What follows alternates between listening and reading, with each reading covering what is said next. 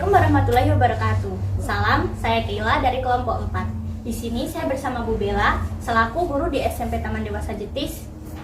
Jadi, Bu Bella, menurut Bu Bella, apakah itu persatuan? Oke, persatuan itu merupakan cangkupan dari ras, suku, budaya, agama yang ada di Indonesia yang notabene itu sudah memiliki dibilang salah satu unsur dari negara Indonesia itu sendiri. Jadi orang-orang mengenal negara Indonesia itu dengan kesatuan tersebut, baik dari segi rasnya, agamanya, terus habis itu budayanya yang banyak, bahasanya juga yang banyak, baik itu bahasa sehari-hari ataupun bisa dikatakan dengan bahasa daerah seperti itu.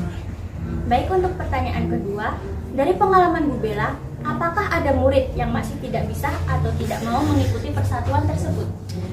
Mungkin untuk mengikuti persatuan tersebut tuh jarang, tapi ada beberapa orang atau oknum itu yang masih suka membeda-bedakan. Misalnya ketika orang tersebut bertemu dengan orang Chinese, mereka bisa menghina, terus membanding-bandingkan dengan yang orang bukan keturunan Chinese. Jadi kadang ada beberapa hal atau yang bikin orang tersebut tidak enak hati. Tentunya hal ini juga akan merusak generasi muda selanjutnya. Kenapa sih harus ada perbedaan seperti itu gitu? Kenapa harus di Indonesia tuh ada penilaian buruk akan hal itu? Padahal ya kita sama dengan tetap berpegang teguh pada kesatuan, yaitu Bhinneka Tunggal Ika, walaupun berbeda tetapi tetap satu tujuan, seperti itu. Baik, terima kasih Bu Bella atas waktunya. Bisakah Pak Alfian memberitahu dampak positif keberagaman yang ada di SMP Taman Dewasa Jetis? Iya, keberagaman SMP Taman Dewasa Jetis banyak nilai positifnya. Terutama ketika kita ada yang dari Madura, ada yang dari Papua, ada yang dari Jogja, itu akan membawa sesuatu yang positif. Apa yang positif? Logat yang berbeda itu kadang bisa membuat ketika kita bercerita itu jadi lucu. Contoh orang Madura kalau manggil Chelsea gimana? Si Chelsea, kamu ngapain di sini? Nah, itu akan membuat keragaman setiap daerah kumpul di SMP Taman Dewasa menjadi menarik. Jadi pembahasan kita itu jadi nggak boring seperti itu. Jadi positifnya banyak, membuat kita senang. Oke, baik. Pertanyaan selanjutnya, pertanyaan kedua. Bisakah Pak Alfian memberitahu penyebab konflik di keberagaman SMP Taman Dewasa Jetis? Penyebab konflik keberagaman di SMP Taman Dewasa Jetis ini mungkin orang yang memiliki salah satu budaya itu memaksakan budayanya dia diikuti sama siswa yang lain. Sehingga ini menyebabkan yang namanya perselisihan perbedaan, tahu ya. Jadi karena dipaksakan, akhirnya yang terjadi adalah orangnya nggak mau, terus akhirnya tengkar, musuhan, habis itu tawuran. Jadi tidak boleh memaksakan kehendak budaya satu ke budaya yang lain.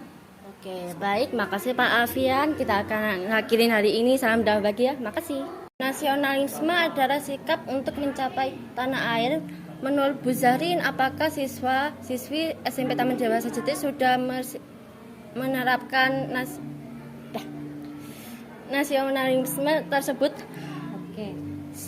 Untuk nasionalisme di SMP Taman Dewasa Jetis sebetulnya hampir semuanya itu sudah terlaksana. Mungkin hanya ada beberapa anak yang terkadang masih belum bisa menerapkan secara detail atau secara sempurna nasionalisme itu seperti apa. Karena nasionalisme sendiri itu kan sikap cinta tanah air. Artinya kita bisa menghargai tanah air kita bisa menghargai kayak misalkan contoh paling gampang itu adalah ketika upacara hari Senin atau upacara bendera. Hampir semua anak pasti ikut dan bisa tertib. Jadi secara umum pasti anak TD juga sudah mempunyai sikap nasionalisme terhadap negara kita sendiri.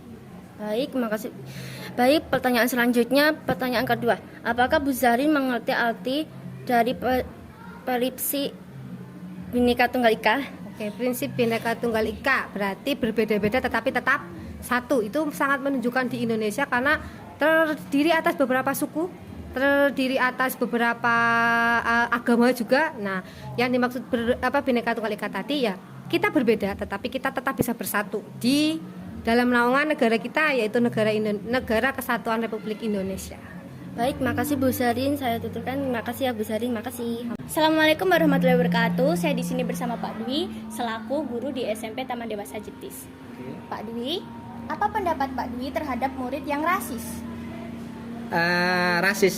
Sebelum menuju jawaban, saya mau bertanya dulu sama Mbak siapa? Kila, Mbak Kela. Pengertian rasis itu apa, Mbak?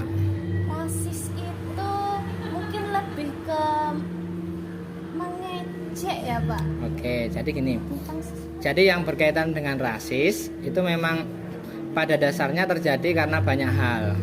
Jadi terutama kalau kita melihat dari pengertiannya, rasis itu biasanya terjadi karena perbedaan, pertama karena perbedaan suku, kemudian perbedaan bahasa, perbedaan gen, kemudian ada lagi perbedaan agama, sehingga terjadi perbuatan yang dinamakan rasis.